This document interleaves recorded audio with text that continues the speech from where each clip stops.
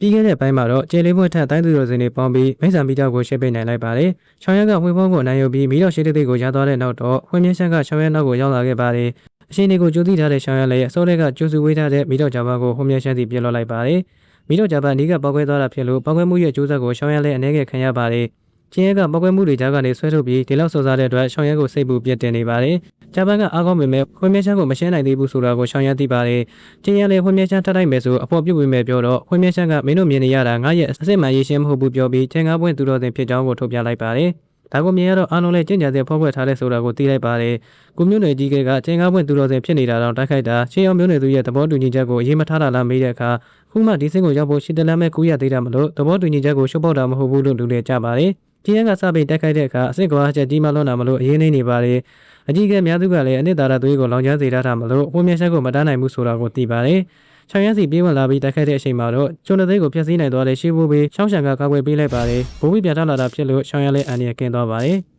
ချောင်းရှံရဲ့အဆင့်ကချင်းကားပွင့်တိုင်းသူတော်စင်အလဲအဆင့်မှာရှိနေတာမလို့ဝှေမြင့်ရှံလည်းမရှုမလန်းနဲ့ရှုံနေပါတယ်။အရင်နေတာတဲ့ဝှေမြင့်ရှံလည်းပွဲကြည့်နေတဲ့အဖိုးကြီးထွက်လာတဲ့မိမလားလို့ခေါ်လိုက်တာမလို့ဝှေမျိုးနယ်ကလူရှိသေးတဲ့ဆိုတာကိုအားလုံးကသိလိုက်ပါတယ်။ရောက်လာတဲ့သူကတော့ဝှေနှဆိုးဖိုးကြီးဖြစ်ပြီးတိုင်းသူတော်စင်ချင်းလျှောက်ပွင့်အဆင့်မှာရှိနေသူဖြစ်ပါတယ်။ဝှေမျိုးနယ်ကြီးကလည်းဝှေမျိုးနယ်ကမင်းကိုလွတ်တာရှေးရောက်မျိုးနယ်သူပေါ်ပေါ်တင်ဆက်ကျင်လိုက်တာပဲလို့ပြောတော့ဝှေနှဆိုးဖိုးကြီးလည်းရှောင်းရက်ပါဝင်အားလုံးကိုစတဲ့တိုက်ခိုက်ပါတယ်။အားလုံးခက်ခဲနေကြချိန်မှာတော့လေယာဉ်နဲ့ပေါက်တစ်ခုကနေစီးလုံးမျိုးစင်ရဲ့ဘိုးဘေးရောက်လာပြီးကူညီပေးပါတယ်။သူကလည်းကျေချောင်းပွင့်တိုင်းသူတော်စင်အဆင့်မှာရှိနေသူဖြစ်ပါတယ်။ခွေးမြင့်တဲ့သူကသာစီကံတိုင်းလုံးမယ်ဆိုသူရလာတရားမလို့ဘူးပြောတော့တတ်တဲ့ကြပန်းမိတ်ဆာမီတော့ကိုခွေးမျိုးတွေကရအောင်ယူမှဖြစ်ပြီးတားဆီးနေမယ်ဆိုငါတို့မျိုးနယ်သူကောင်းဆောင်ကမင်းရဲ့အဆင့်ကိုထိုးထိတ်ရွှဲစိလုံးကိုယူပေးမယ်လို့ရှိန်လျှောက်ပါတယ်။စီးလုံးမျိုးစင်ကြီးကလည်းမင်းတို့လိုချင်နေတာအခုမှမဟုတ်ပဲတကယ်လို့ခုချိန်ငါလာပေးမယ်ဆိုရင်တော့စားရဲရဲလာလို့မေးလိုက်တာမလို့ရှိုက်ထိသွားပါတယ်။ရှောင်းရှံကိုနှုတ်ဆက်လိုက်ပြီးရှောင်းရဲစီကရှိတဲ့စိတ်ကိုတောင်းတော့သူ့ကိုကူညီပေးတဲ့သူမို့ရှောင်းရဲလည်းပြစ်ပေးလိုက်ပါတယ်။နောက်ဆုံးဘိုးဘေးကဂျာကဝင်လို့တော့မျိုးစင်ကြီးကလည်းလေယာဉ်နဲ့ရွှေပြောင်းတက်ကိုအသုံးပြုလိုက်တာမလို့ကျေချောင်းပွင့်တိုင်းသူတော်စင်အဆင့်မှာရှိနေတဲ့ဆိုတာကိုသိလိုက်ပါတယ်။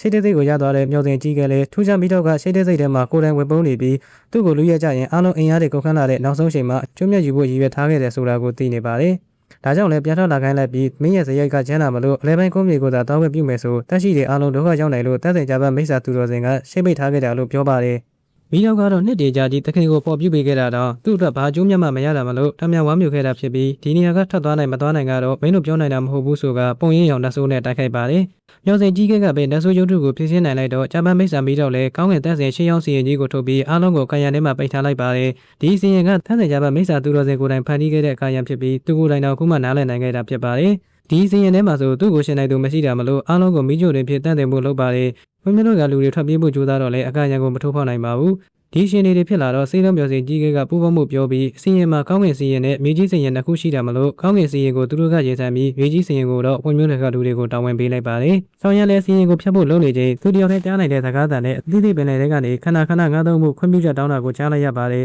။မဟုတ်ရင်ဒီနေ့မင်းတို့အသက်ရှင်ဖို့ခက်ခဲလိမ့်မယ်လို့ပြောပါတယ်။အားလုံးလည်းမိကုန်ရန်ကိုစီရင်ကိုတားဆီးကြပေမဲ့ဒိုဒီစင်းနဲ့အနည်းဆုံးလူတစ်ယောက်ဖန်တီးခဲ့တဲ့စီရင်ဖြစ်တာမလို့တားဆီးမရနိုင်အောင်အားကောင်းလုံးနေပါတယ်။နောက်ဆုံးရှင်တွေကိုရောက်လာတော့အစောကလူကပဲအစီရင်ပြေဝတ်ဝင်နေပြီဖြစ်လို့တလန်းမရှိပဲမင်းဘေးကလူတွေရဲ့အသက်ရှင်ရေးအတွက်ပဲဖြစ်ဖြစ်ငါ့ကိုတစ်ခေါက်လောက်ယုံကြည်ပေးဖို့ထပ်ပြောလာပါတယ်။ချောင်းရလဲရွေးချယ်စရာမရှိတာမလို့ခန္ဓာငါးသုံးဖို့ခွင့်ပြုပေးလိုက်ပါတယ်။ခန္ဓာရတော့ပြီးနောက်တော့အလွယ်တကူပဲအစီရင်ကိုတားဆီးလိုက်ပါတယ်။အားလုံးလည်းချောင်းရကိုကြည့်ရင်နားမလည်နိုင်သေးခင်စိတ်လုံးမျိုးစင်ကြီးကပဲတက်စင်ကြပါမိစ္ဆာသူတော်စင်ဖြစ်ကြောင်းကိုပြောပြလိုက်ပါတယ်။ဒီလိုနဲ့တက်စင်ကြပါမိစ္ဆာမိတော့နဲ့မိတော့ရဲ့တခင်တို့ပြန်ဆောင်တွေ့ကြပါတယ်။ဒါကတော့ကောင်းကင်ဘုံသို့ဆက်ပြိုင်ခြင်းအပိုင်း193ဖြစ်ပါတယ်။အဆုံးထိကြည့်ပေးတဲ့အတွက်အားလုံးကိုကျေးဇူးတင်ပါတယ်။နောက်ဗီဒီယိုတွေမှာပြန်တွေ့ပါမယ်။